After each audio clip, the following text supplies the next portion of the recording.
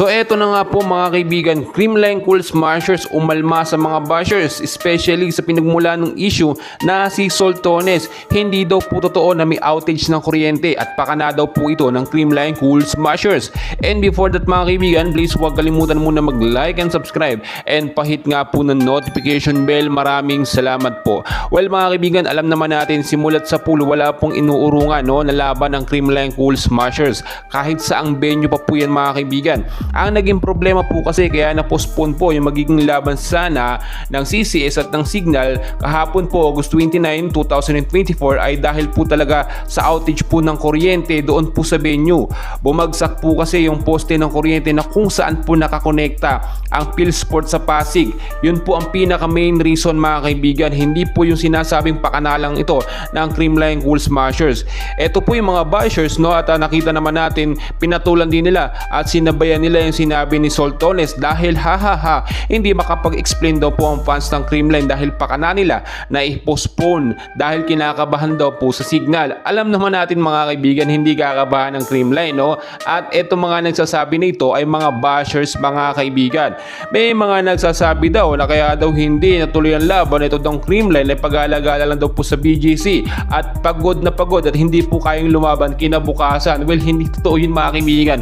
Ang Creamline Cool Smashers a day before na may laban sila ay talagang puspusan po ang kanilang pag-eensayo at ginagawang pagka-practice.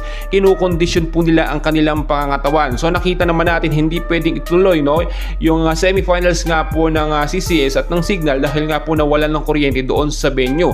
So dahil nga po nakahanap ng mas magandang venue eto nga pong PBL sa magiging laban nga po ng CCS at ng Signal sa MOA po mga kaibigan, which is mas malaki yun, mas maraming ma-accommodate na mga manonood at viewers. Para naman kay Soltones mga kaibigan, gawain na po talaga niya yan namang asar. Palibasa hindi po sila nakapasok sa semifinals at napakatagal po ng kanilang hihintayin para muling makapaglaro o makapag-advance or makakaroon ng experience muli dito sa PBL. Samantalang ang Creamline Cool Smashers talaga nakita naman natin malaki ang tsansa na manalo sa semis kontra sa Signal at makapasok po sa finals mga kaibigan.